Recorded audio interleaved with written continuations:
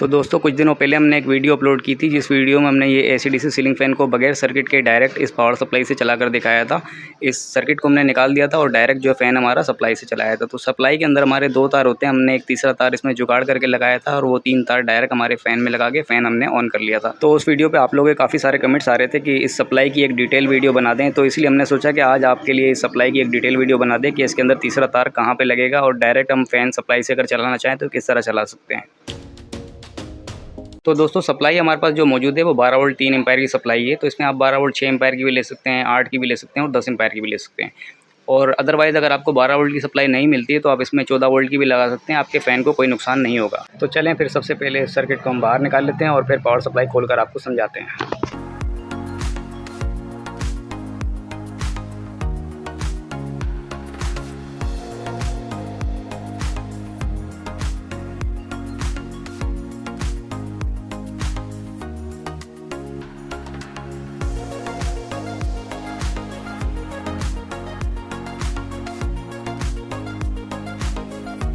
तो दोस्तों हमारे पास जो पावर सप्लाई काफ़ी पुरानी है, तो इसके ऊपर टेप लगी हुई है क्योंकि हमने इसको एक बार पहले भी रिपेयर किया था। तो आपके पास जो सप्लाई होगी उसको भी खोलना आसान है, उसके लॉक होते हैं, लॉक सिस्टम होता है, तो बहुत ही ईज़ी तरीके से वो खुल जाता है।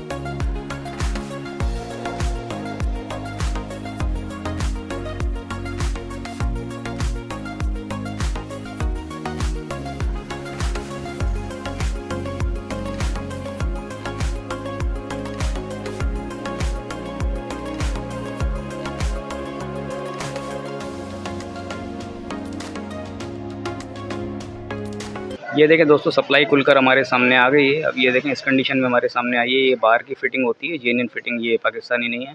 तो बहुत अच्छी क्वालिटी की सप्लाइयाँ होती हैं, ख़राब भी नहीं होती।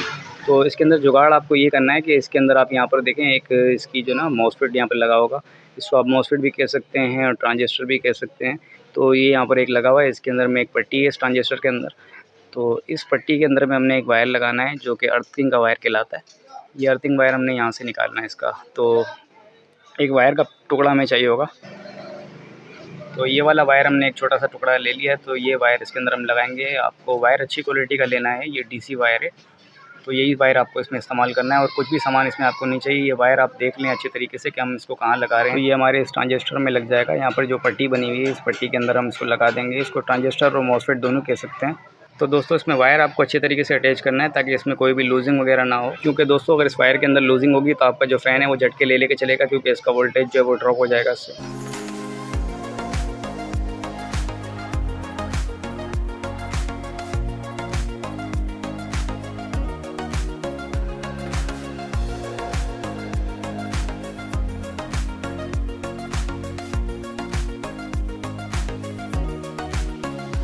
तो दोस्तों वायर हमने अच्छे तरीके से अटैच कर दी है। अब इस पावर सप्लाई को फिट करके आपको हम फ़ैन चेक करवाते हैं।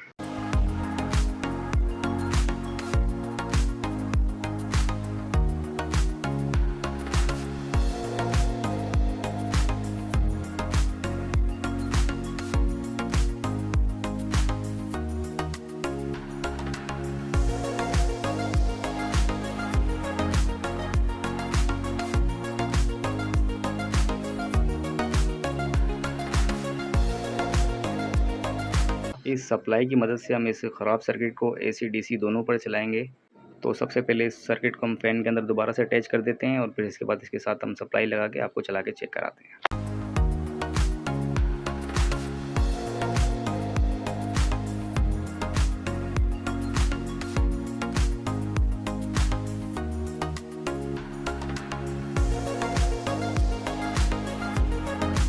तो दोस्तों हमारे जो सर्किट की AC वाली साइड है वो तो ख़राब हो चुकी है। इस तारों को हम गिठान लगा देते हैं। ये अब हमारे काम की नहीं है, क्योंकि इसको हम DC वाली साइड से ही दोनों पर यूज़ करेंगे। AC और DC दोनों हम DC वाली साइड से ही चलाएंगे।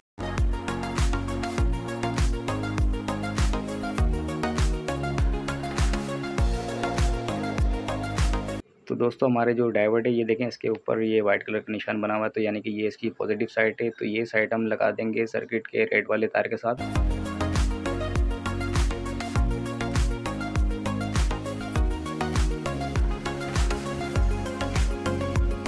अब हमारी जो पावर सप्लाई है इसका जो प्लस वाला तार है, यानी कि पॉजिटिव वाली जो साइड है, वो हमारी इस सर्किट की रेड वाली तार के साथ जहाँ पर हमने डायोड लगाया था बिल्कुल वहीं पर लगा देंगे।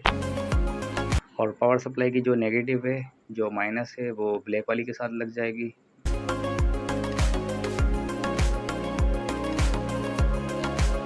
अब हमारी जो बैटरी की तारें हैं, इसमें प्लस और माइनस हमें देखना है। तो जो प्लस वाली जो तार है, वो हमारी ये डायोड के जो दूसरी वाली जो लेग है, इसके साथ हम अटैच कर देंगे।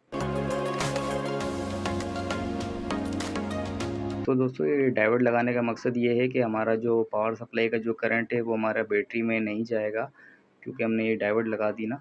तो अब हमारा जो पावर सप्लाई का करंट है, वो बैटरी में नहीं जाएगा, वरना अगर पावर सप्लाई का करंट बैटरी में जाता है तो उससे बैटरी ख़राब हो जाती है और दोनों करंट एक साथ नहीं मिलेंगे फ़ैन को। तो अब ये पावर सप्लाई का भी तार हम लगा देंगे और बैटरी का भी करंट दे देंगे फ़ैन को, दोनों करंट एक साथ दे देंगे। ये देखें दोस्तों, ये पावर सप्लाई का वायर हमने लगा दिया है।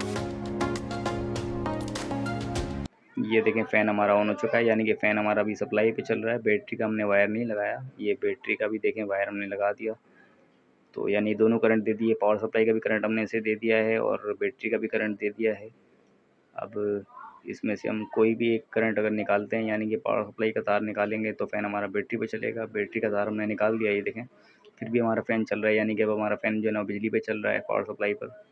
और जब हम बिजली वाला तार निकालेंगे पावर सप्लाई वाला, तो फ़ैन हमारा जो है ना वो ऑटोमेटिक बैटरी पर चलता रहेगा। ये देखें, फ़ैन हमारा अभी भी चल रहा है, यानी कि फ़ैन हमारा बैटरी पे ऑटोमेटिक कन्वर्ट हो चुका है।